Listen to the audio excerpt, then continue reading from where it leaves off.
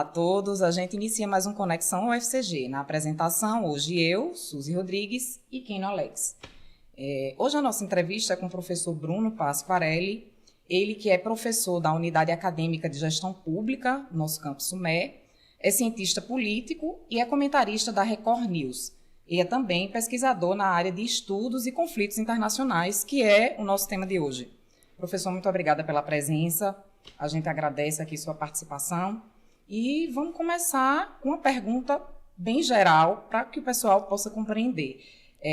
Quais são, como é que você define, né, como é que descreve a conjuntura internacional na atualidade, né? O que precisa haver, quais as características, né, para que seja configurado um conflito internacional? Certo. Bom, em primeiro lugar, queria agradecer, né, a presença, o convite, né, de poder estar aqui debatendo com vocês um tema tão importante. É um tema que eu venho pesquisado, né, nos últimos anos, venho também ministrado algumas aulas, né, o meu doutorado foi em análise de política externa, então está diretamente relacionado com o tema da diplomacia, com o tema dos conflitos. E então, se a gente observar na atualidade, né, nós temos um mundo, uma conjuntura internacional em um mundo onde existe o paradigma da desglobalização, seja em termos políticos, seja em termos econômicos. Então, se até nos anos 90, anos 2000, a gente tinha talvez ali o paradigma mais clássico da globalização, né? A globalização chegando em todos os cantos do mundo, uma grande integração econômica, blocos econômicos, blocos políticos se fortalecendo, União Europeia, Mercosul. Já nos últimos anos, principalmente após a crise de 2008, nós temos uma reversão dessa tendência, né? Os países cada vez mais criando barreiras, né? Se protegendo, seja em termos econômicos e políticos, se armando também. O que foi que aconteceu em 2008, que foi esse ponto de inflexão? Foi a crise, né? A crise de 2008, a crise econômica, né? Que se inicia nos Estados Unidos com a questão dos imóveis. Aquela questão, né, da Exxon, aquela coisa Isso, toda. Exato. E isso vai gerando uma consequência como se fosse uma bola de neve, né? Atrás da outra, e isso faz com que os países regridam mais em termos protecionistas, né? Então comecem a aumentar suas barreiras protecionistas e comecem a se relacionar menos com os outros. Isso começa em 2008, mas tem um grande boom, principalmente a partir da eleição do Trump, né? A partir de 2016, 2017. E nessa conjuntura, uma conjuntura de desglobalização, né? Esses conflitos internacionais se tornam ainda mais exacerbados, né? O conflito ele pode ser por fato, por direito, né? A gente tem N motivos. Os conflitos, obviamente, sempre existiram na história. Guerras, né? E não somente guerras, o conflito ele é também um conflito diplomático, né? Então, as pessoas pensam que conflito é só guerra, né? Que só ação armada de um país, mas não. O conflito está no dia a dia, o conflito faz parte da política, né? Seja no âmbito doméstico ou no âmbito internacional. E ele em si ele não é ruim, né? Ter o conflito ele é importante para se pensar propostas melhores para a política, até na política doméstica e internacional. É importante a gente ter pontos de vistas diferentes, né, para a política em si. Então, o conflito em si ele não é negativo. O conflito diplomático ele é bom, no sentido de tentar realmente chegar num ponto comum para as partes ali que estão envolvidas. O problema é quando a gente chega realmente às vias de fato, né, nas agressões, na guerra. Quando a gente chega nesse conflito mais econômico, né, no sentido de proteção exacerbada por meio de tarifas, né?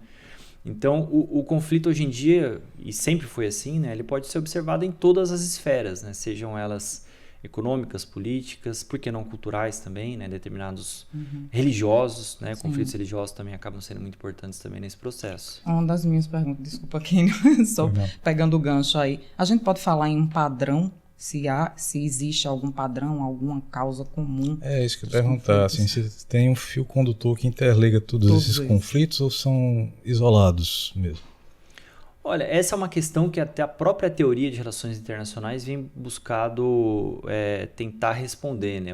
Quais seriam as causas, né, desses... Porque me parece que houve crescimento exponencial, né, nos últimos anos, né, da quantidade de conflitos armados em vários... Isso, exatamente. Armados, né, religiosos, Exato. todo tipo de a gente pode, talvez, conflito. Pensar, por exemplo, ao longo da história, a gente tem períodos onde os conflitos religiosos são maiores, né? Ali na Europa, por exemplo, século XV, XVI, né?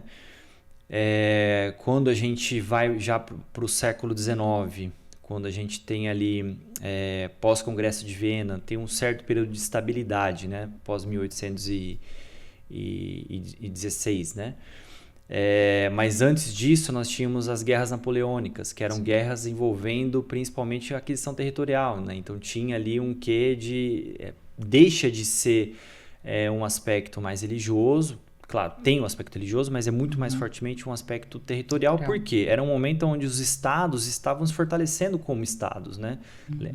A gente data o início da formação do estado a partir de 1648, que é quando os estados adquirem personalidade jurídica, têm direitos e deveres. Então, a partir desse momento, eles começam a querer se fortalecer, começa a ter, por exemplo, as grandes navegações em busca de metais preciosos, para eles se sustentarem, para ter os seus exércitos, e isso tudo gera uma guerra de território mesmo, que é o que a gente vê no período napoleônico.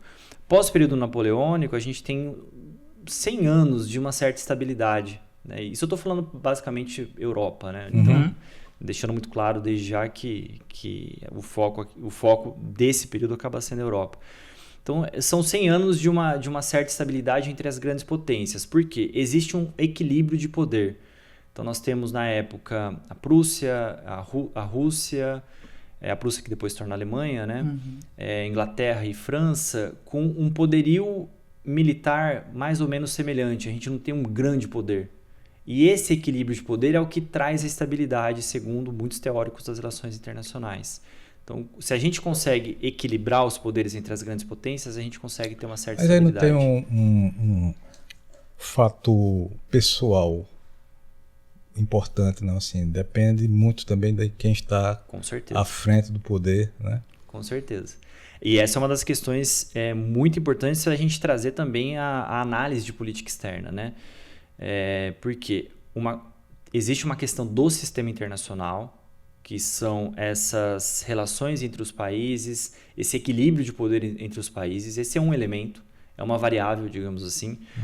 Mas nós temos também outras variáveis que a gente precisa considerar quando nós analisamos a conjuntura internacional. Temos o sistema internacional, mas temos também as unidades decisórias, que são os estados. Então, estados com suas preferências, né? Cada estado tem o seu interesse nacional.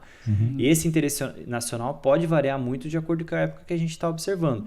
E varia muito de acordo também com a liderança que está naquele país. Então, a gente não pode mais fazer uma análise de conjuntura internacional desconsiderando, por exemplo, os líderes, desconsiderando o ambiente doméstico, também, que é muito importante, a opinião pública, porque não, Estados Unidos, por exemplo, tem uma opinião pública muito forte que influencia a tomada de decisão do líder. Porque eu estava lendo um livro semana passada interessante, que é sobre a entrada do Brasil na Segunda Guerra. E um fator determinante, podemos dizer assim, claro, não só ele, mas um dos, era a relação pessoal que Getúlio tinha com os embaixadores. Exato. Tu tá entendendo? Ou seja, acaba sendo uma coisa bem individual, na verdade. Quando a gente pensa que é só questão econômica, estratégica, política, né? Não, muito pelo contrário. A gente pode até trazer para os dias atuais, né? Então, quando o Biden, né? O Joe Biden estava no governo, na presidência dos Estados Unidos, ele não tinha uma boa relação com Benjamin Netanyahu, né? O primeiro-ministro de Israel. E Israel estava mais comedido nas suas ações. Sim. Estava fazendo as ações, né, ali na faixa de Gaza principalmente, mas de uma maneira até um pouco mais comedida. Quando o Trump entra no poder, Benjamin Netanyahu tem uma ótima relação com o Trump, ele se vê ainda mais legitimado para aumentar as suas ações, para exercer mais pressão, e a gente chega até onde a gente chegou 2-3 semanas atrás, no conflito com o Irã. Então, sim, a questão das relações entre os líderes, para a gente compreender conjuntura internacional, é primordial, e até entender um pouco da onde vêm as crenças dos líderes, né, dos decisores. Sim. Então, o que eles acreditam, né, a personalidade deles, isso importa muito na tomada de decisão de um país.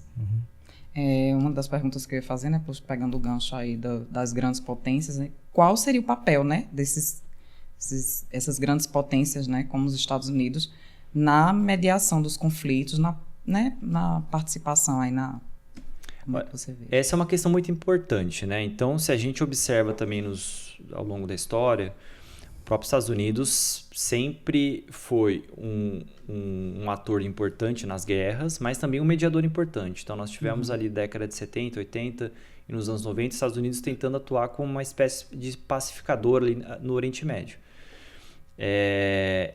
E ao longo de dos últimos... Eu estou abordando os últimos 100 anos, talvez. A gente, nesses 100 anos, as principais potências também eram os principais mediadores. Né? Então, Estados Unidos e também figuras que fazem essa mediação, como foi o Papa João Paulo II, que também exerceu mediação em alguns acordos. Hoje em dia, a gente tem outros países que tentam fazer esse papel de mediação. O Brasil, por exemplo. O Brasil sempre teve um corpo diplomático muito preparado para fazer mediação. Tanto que, se a gente observa a Constituição brasileira no artigo 4º, ela diz que o Brasil vai sempre buscar a solução pacífica dos conflitos. O Brasil não vai defender guerra em nenhuma hipótese. E partindo desse princípio de relações internacionais, toda a construção da diplomacia brasileira é pautada pela solução negociada dos conflitos.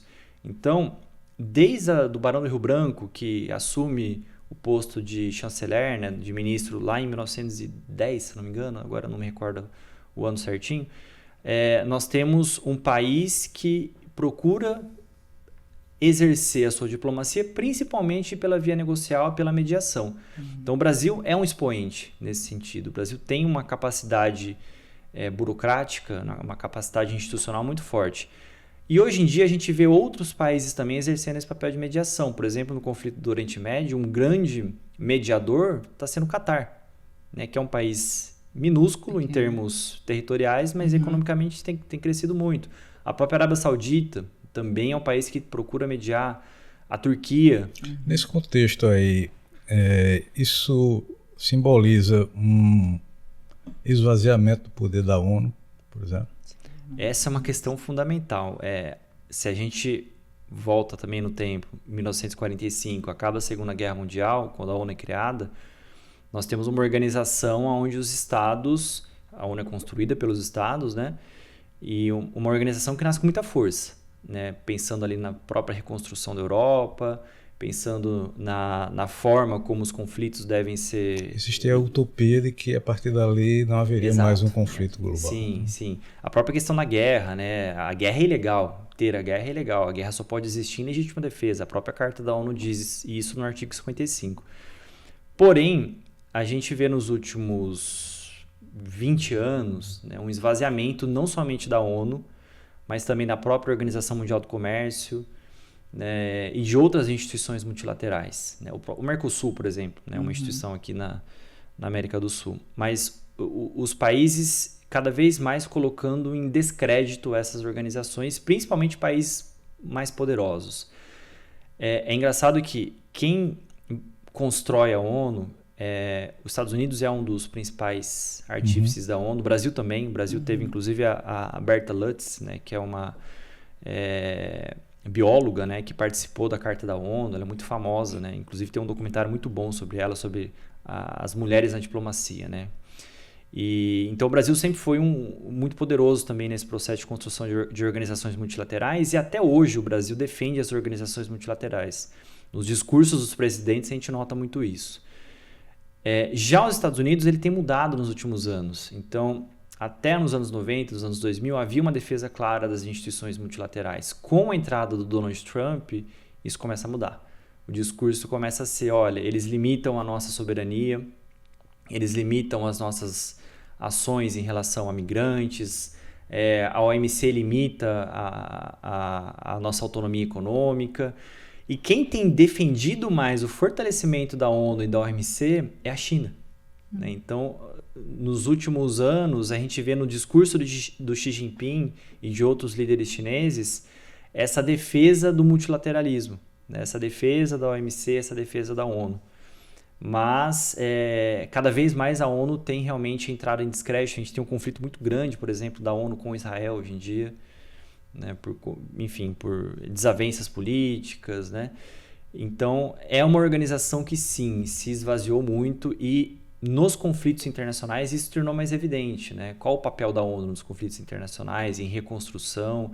Se a gente olha na guerra da Bósnia, por exemplo, a ONU teve um papel fundamental, mas, ao mesmo tempo, ela não conseguiu lidar internamente com os conflitos, né? Inclusive, vários dos seus dirigentes ali que atuaram na guerra foram acusados de estupro, né? Então tem um outro lado também da atuação da ONU. A própria atuação do Brasil no Haiti, né, com o intermédio da ONU, também é muito criticada em certos pontos, né? Então a ONU deixou de ser aquela unanimidade, né, em termos de resolução de conflitos. Claro, ela é importante, mas deixou de ter aquele papel fundamental. A força, né?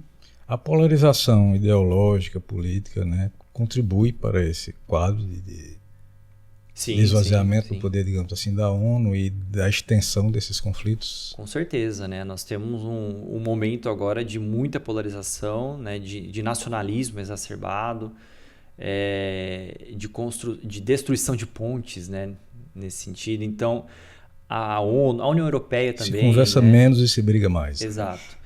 A própria União Europeia, então nós temos o que a gente nota no mundo uma extrema-direita mais fortalecida do que uma extrema-esquerda, por exemplo, né? Então isso é fato.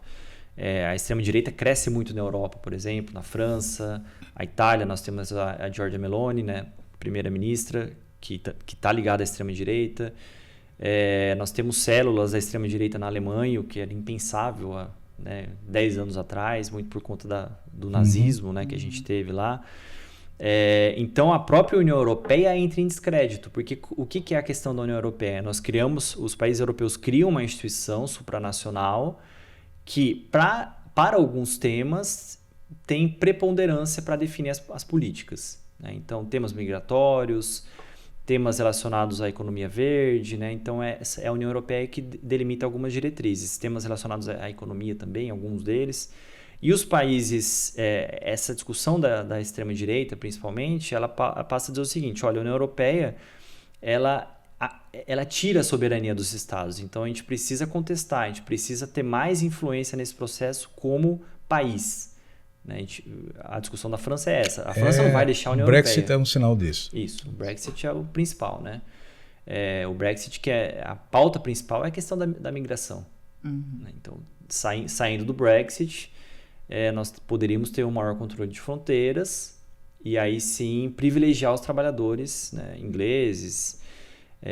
Mas isso, a própria Inglaterra a Inglaterra não vai voltar atualmente, né, na União Europeia, mas existe um movimento nos últimos meses de acordos internacionais da Inglaterra com a União Europeia, porque a Inglaterra percebeu que, principalmente em relação a medicamentos aumentaram, a força de trabalho diminuiu também, então é necessário criar alguns acordos para lidar com isso. Então, mesmo ela tendo saído, ela percebeu que a economia se fragilizou demais, né? Então, nós temos realmente um movimento de extremos, né, de polarização que traz desafios a essa lógica de integração mundial. Professor, a gente vai continuando no mesmo tema, mas assim, indo para a questão das novas tecnologias, né, até inteligência artificial, né, questão das redes sociais, também da desinformação, né, como esses fatores, até que ponto eles podem influenciar nesses conflitos? Olha, a própria desinformação, né, o Brexit, ele foi, muitos dizem, né, que o Brexit só ocorreu por conta da desinformação, que muitos ali... recebiam dados, notícias falsas e eram contrários à permanência da Inglaterra na União Europeia. Aquela questão do medo da imigração. Isso, do medo da imigração. Vai tirar seu emprego, vai trazer criminalidade e tal. Exatamente. É um discurso meio que comum. Padrão. Né? Exato. Então, a desinformação ela é evidente, né? Ela tem esse potencial ainda mais de aumentar o componente do conflito. E hoje em dia nas próprias guerras, né? Então nós não temos mais aquela guerra, temos, né? Claramente uma guerra de corpo a corpo, mas não como havia antes, né? Principalmente com os drones, né? Com novas tecnologias que vão surgindo a todo momento.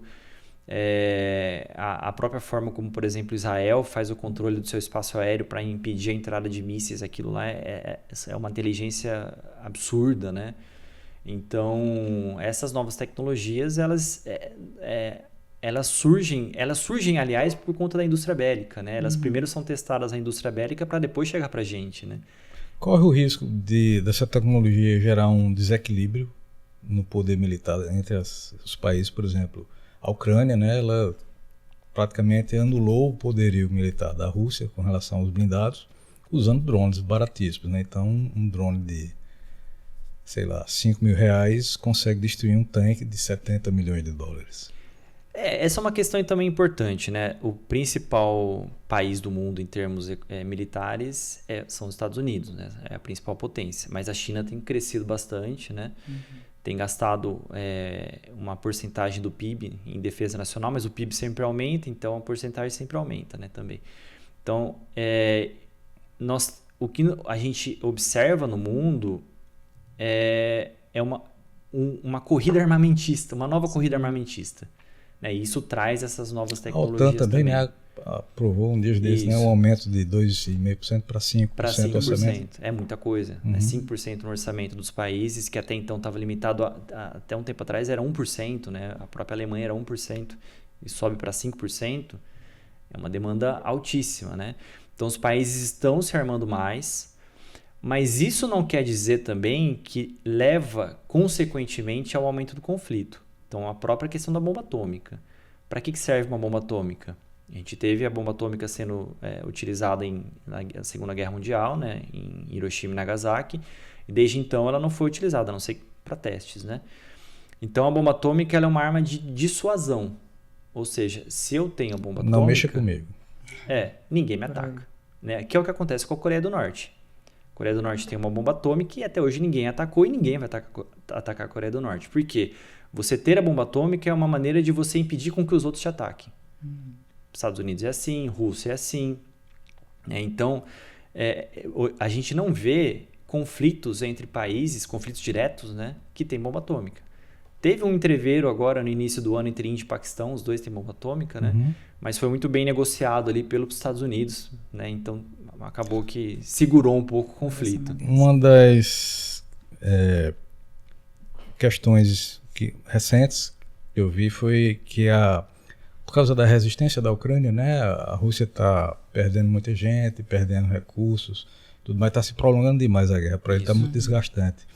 E perder a guerra, para Putin, seria mesmo que um suicídio político. E há uma ala mais forte dentro das Forças Armadas russas que defende inclusive o uso de armas nucleares táticas, né, no conflito lá para resolver. Você acha que é possível que isso aconteça? Olha, isso já foi ventilado logo no início da guerra, né? Foi fevereiro de 2022, né? Então a gente está há 3 anos. O Putin já mencionou isso também, né? Essa utilização. É sempre importante também a gente destacar que a bomba nuclear não necessariamente é aquela bomba que a gente viu que destrói tudo, né? Tem bombas táticas também, né? Que podem ser utilizadas. Até hoje não foram utilizadas, né?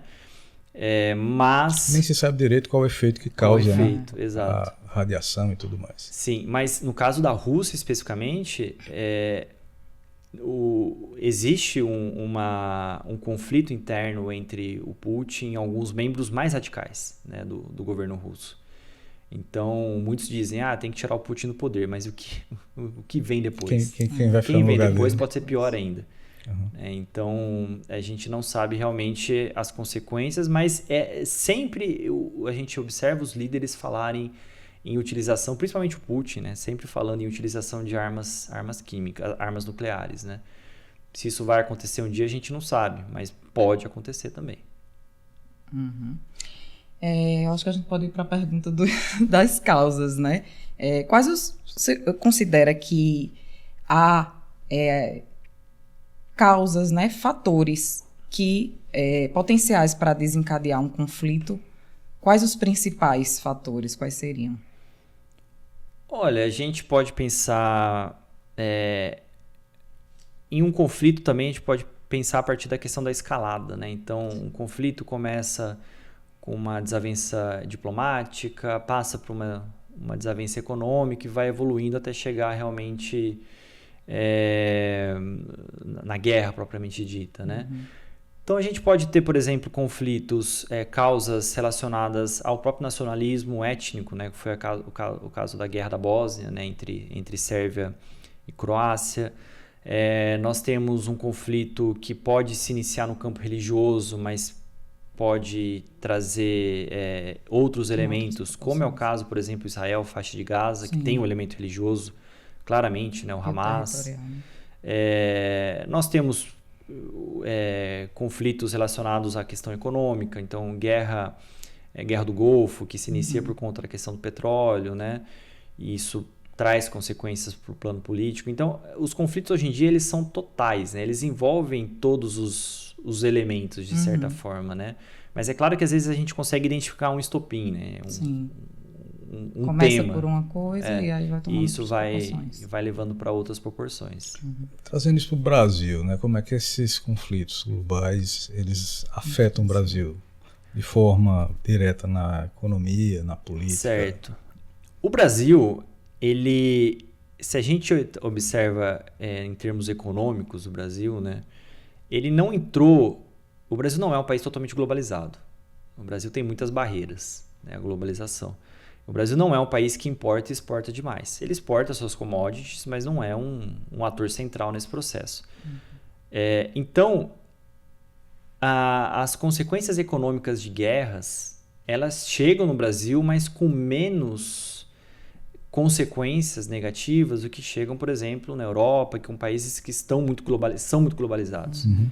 Então, o Brasil consegue, de certa maneira, por não ser um país tão globalizado, escapar dessas consequências econômicas negativas. Claro, uma hora a conta chega, uma hora um preço ou outro fica mais caro, mas o Brasil ainda é um país que, por não ser tão globalizado, por não estar tão envolvido nas cadeias de valor, né, de produção dos produtos, né, então ele realmente escapa um pouco dessa dinâmica da crise econômica, né, derivada do aumento dos produtos, do preço dos produtos da guerra. Mas, claro, ele acaba sendo puxado, tragado para o conflito, né? E você falou aí que tem essa questão de ser um bom mediador, né? Isso.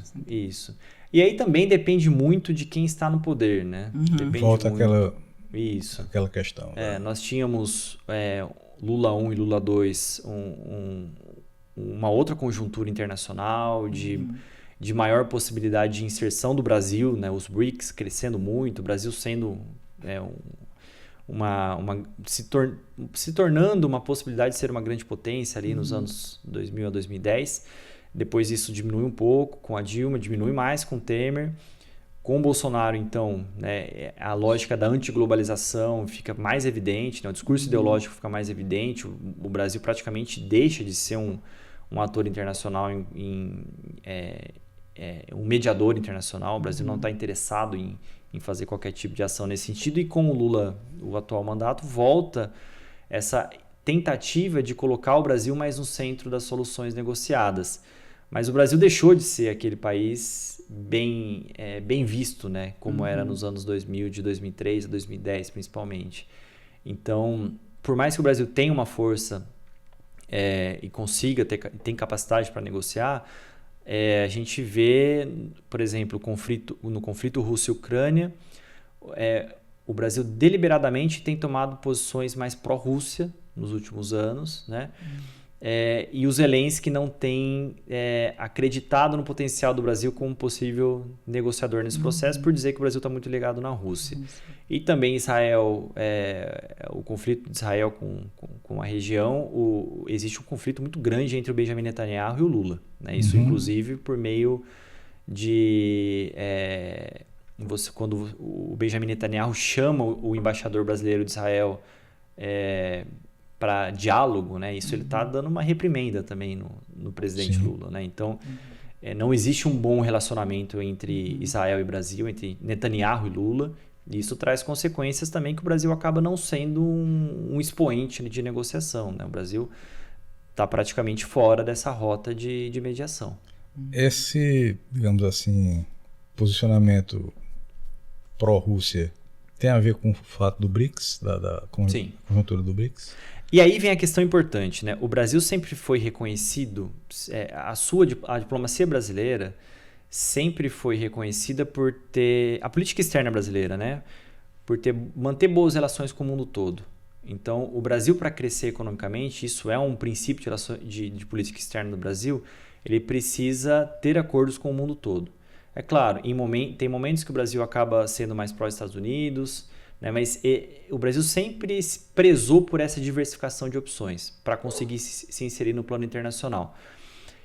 E aí entra a questão dos BRICS. O BRICS é muito importante para o Brasil, por conta da relação com China e com Rússia.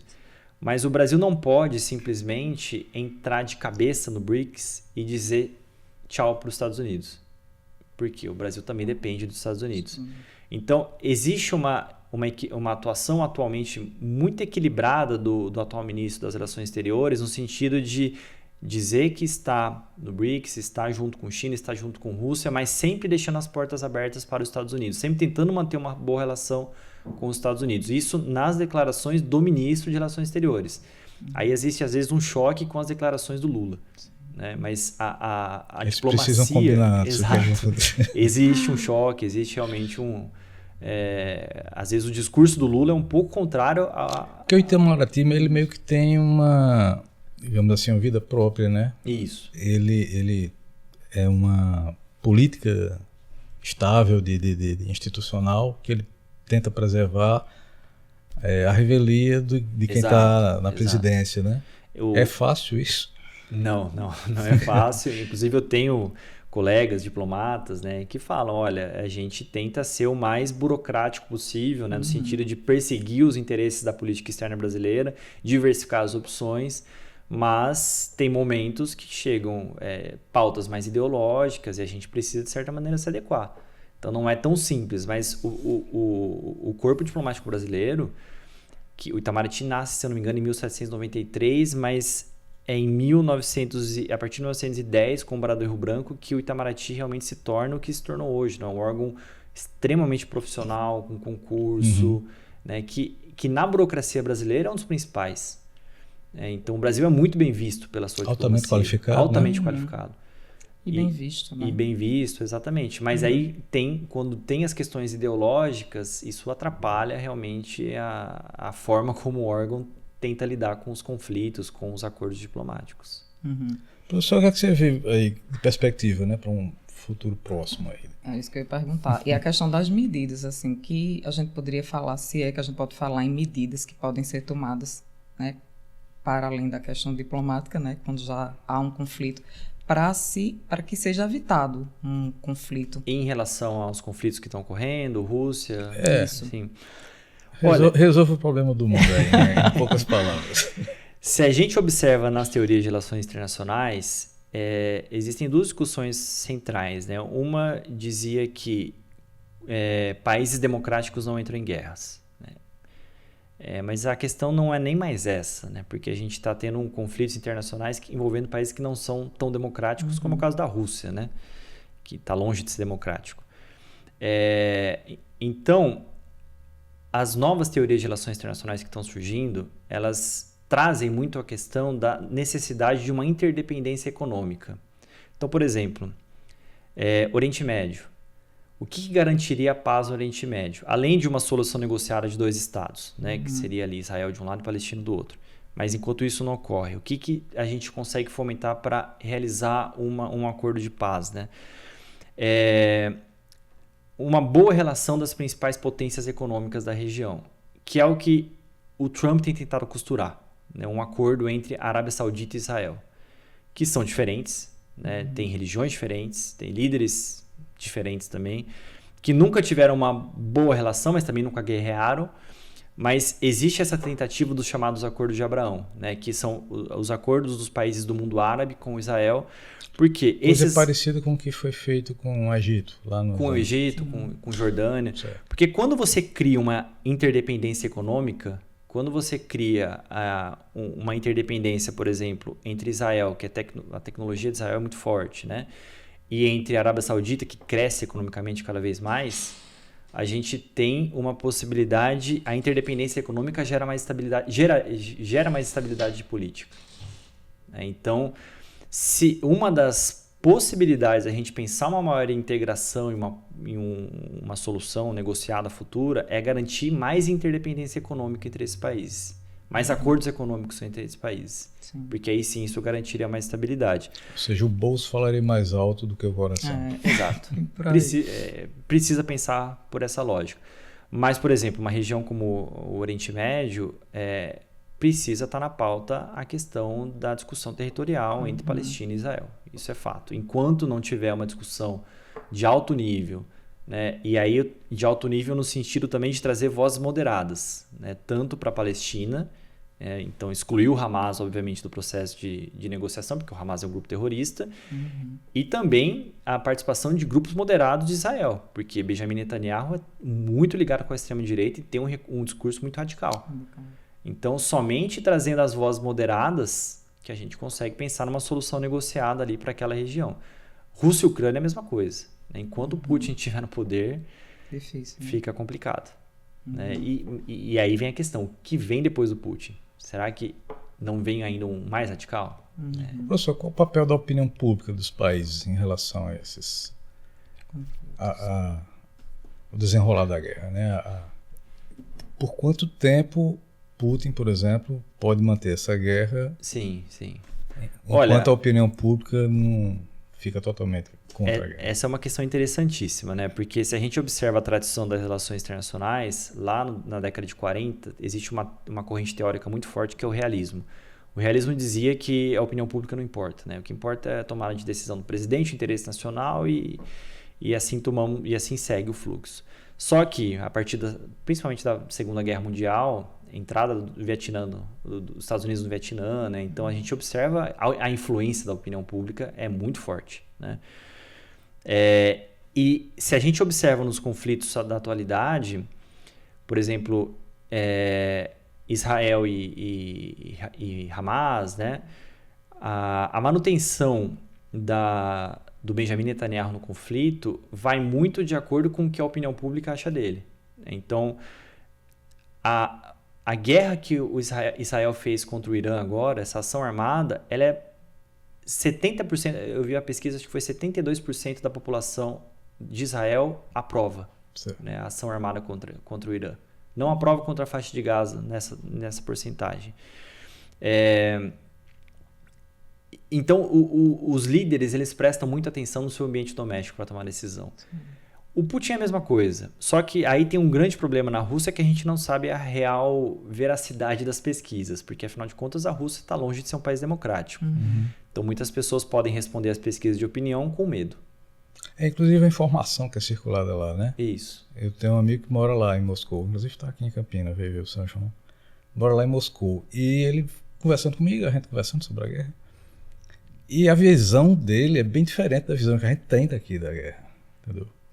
A opinião dele também é bem diferente da opinião que a maioria dos meus amigos tem aqui, por causa dessa visão que eles têm lá de dentro, né? Então o controle da informação é muito importante nesse quesito, né? Com certeza. Quem controla a informação controla a guerra, né? Como diria o George Orwell, né? No 1984. Então acho que é muito essa questão, né? O Putin ele depende da opinião pública para se manter na guerra, o Benjamin Netanyahu também, né? A própria atuação do Benjamin Netanyahu no conflito dependia da eleição do Donald Trump, porque ele tinha o apoio claramente o apoio do Donald Trump.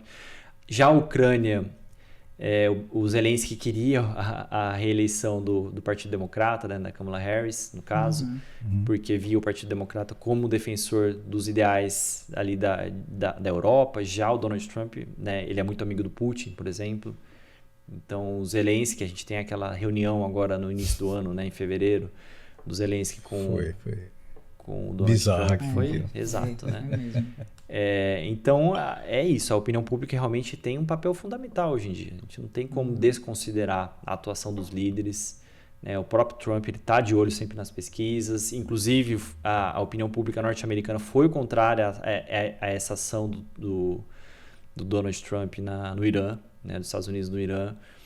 E isso vai trazer consequências negativas, não sei se a longo prazo, mas pelo menos a curto prazo sim, né? Uma diminuição da popularidade dele. Okay. É isso, eu acho que a gente... Uma aula completa. Foi. A gente agradece, professor. Muito obrigada mais uma vez pela participação. Foi muito esclarecedora a entrevista. E é isso. Muito obrigada e até o próximo programa. Eu que agradeço, foi um prazer enorme estar com vocês e contem sempre comigo quando precisar. Ok, professor. E a gente encerra mais um Conexão UFCG. Até o próximo programa.